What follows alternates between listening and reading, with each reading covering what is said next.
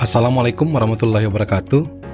Perkenalkan, nama saya Yayep Ahakisa, calon guru penggerak Angkatan 10 Kabupaten Musi Banyu dari SMK Negeri 2 Sekayu.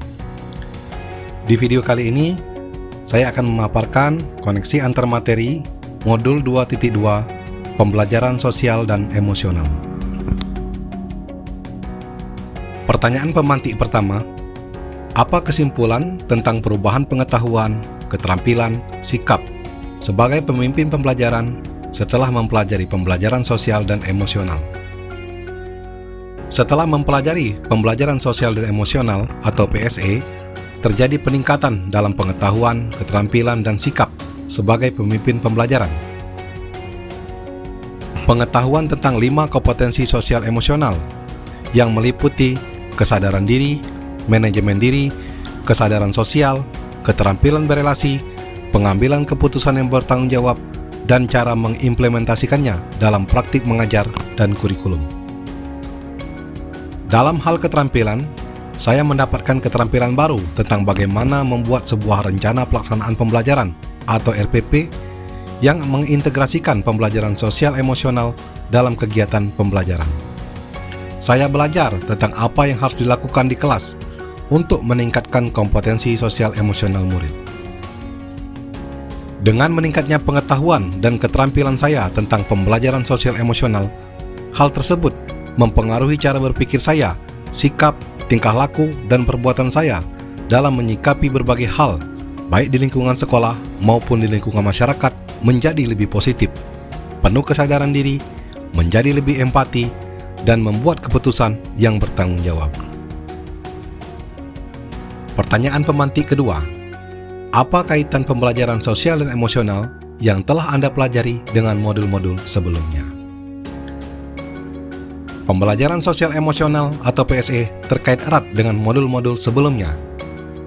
Keterkaitan pembelajaran sosial emosional dengan filosofi pendidikan Ki Hajar Dewantara, yaitu melalui pembelajaran sosial emosional, guru mampu menumbuhkan karakter dan budi pekerti pada murid, serta mampu menciptakan well-being dalam ekosistem sekolah, sehingga tercipta kondisi aman, nyaman, dan bahagia bagi murid.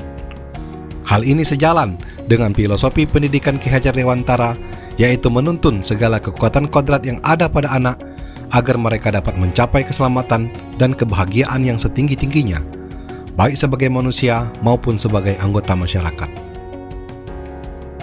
Adapun keterkaitan pembelajaran sosial emosional dengan nilai dan peran guru penggerak. Pembelajaran sosial emosional dapat terwujud dari kolaborasi seluruh ekosistem sekolah, serta peran penting guru sebagai pemimpin pembelajaran yang mampu menciptakan suasana aman, nyaman, dan menyenangkan bagi murid yang sesuai dengan nilai-nilai dan peran guru penggerak. Keterkaitan pembelajaran sosial emosional dengan visi guru penggerak, yaitu pembelajaran sosial emosional dapat mewujudkan murid yang berkarakter baik, sejalan dengan profil Pancasila yang sesuai dengan visi guru penggerak. Keterkaitan pembelajaran sosial emosional dengan budaya positif, di mana pembelajaran sosial emosional dapat terwujud dari pembiasaan budaya positif, sehingga karakter yang terbentuk lahir dari motivasi intrinsik murid dalam melakukan sesuatu tanpa intervensi orang lain. Hal ini sesuai dengan budaya positif. Selanjutnya, keterkaitan pembelajaran sosial emosional dengan pembelajaran berdiferensiasi. Pembelajaran sosial emosional dapat diintegrasikan dengan pembelajaran berdiferensiasi yang menekankan murid untuk bisa bertanggung jawab, melatih murid berkolaborasi, serta belajar sesuai dengan kebutuhan belajarnya yang memberikan murid kebebasan dalam belajar. Dengan menggabungkan pendekatan pembelajaran berdiferensiasi dan pembelajaran sosial emosional, guru akan mampu memberikan pembelajaran yang lebih relevan dan bermakna bagi siswa. Semua ini membentuk guru yang mampu memberikan pendidikan yang menyeluruh dan berpusat pada murid. Berikutnya, pertanyaan lanjutan.